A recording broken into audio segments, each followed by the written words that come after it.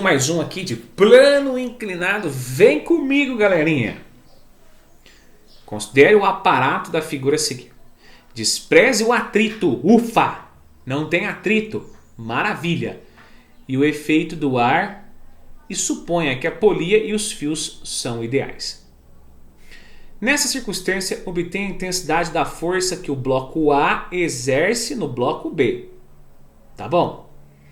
Então, antes de calcular essa força que o A atua em B, eu preciso, ter aquela ferramentinha mágica quando eu falo em Newton. Eu preciso da aceleração do conjunto. Nós sabemos que o A tem 5 kg, o B tem 5 kg, o C tem 10 kg. Então vamos lá. Nessa circunstância, por conta da inclinação, o B vai escorregar.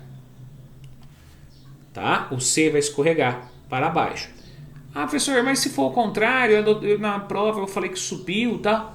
Não tem problema. Se você for sentido oposto, gente, a aceleração que você vai encontrar vai ser uma aceleração com sinal negativo. Então nós sabemos que o bloco A e o bloco B sobe e o bloco C desce, tá? Nós temos o peso do bloco C, que vale 100 newtons. Não existe normal no bloco C, porque não tem superfície. Mas existe uma corda tentando segurar a sua descida. Então, primeiramente, eu vou analisar o bloco C. Lá no eixo Y. Ainda não é plano inclinado. Eu tenho mais tração, menos o peso, é igual a menos MA. Eu coloquei menos porque eu considerei que a aceleração é negativa, para baixo. Se for o contrário, vai dar um A negativo. Vamos ver. Então ficaria tração, que eu não sei, menos o peso, que é 100. Tudo isso é igual a menos 10A. Pronto. O que eu consigo tirar daqui? Que a minha tração é igual a 100, passei o 100 para lá positivo, menos 10A. Guarda isso na carteira. Por que eu vou guardar isso na carteira? Porque lá no plano inclinado, eu posso considerar isso aqui como se fosse um único bloco, também de 10 quilos. Porém, aqui no meu eixo X, e aqui é o eixo Y, como não tem atrito, eu tenho apenas duas forças que atuam sobre ele. Quais são essas forças? Três na realidade. Eu tenho força normal. Eu tenho a tração que está puxando o blocão inteiro, que é a mesma tração que você guardou na carteira. E eu tenho peso. Mas quando eu falo de plano inclinado, o legal é trabalhar com somente as suas componentes, ou seja, somente trabalhar com o PY e ou o meu PX. Como eu quero saber a aceleração está no eixo X. Eu vou pensar agora no blocão lá no eixo X. O que eu tenho no eixo X? Eu vou ter mais tração menos PX. Tudo isso é igual a mais MA. Por que mais MA? Porque o blocão está subindo o plano inclinado. Se ele está subindo em plano inclinado, subir eu considerei positivo, com o mesmo sentido da tração. Substituindo tudo aquilo que você sabe. A tração nós acabamos de encontrar que vale 100 menos 10A. O PX é o P descendo. Então é o P vezes seno de alfa. Tudo isso é igual a M vezes A.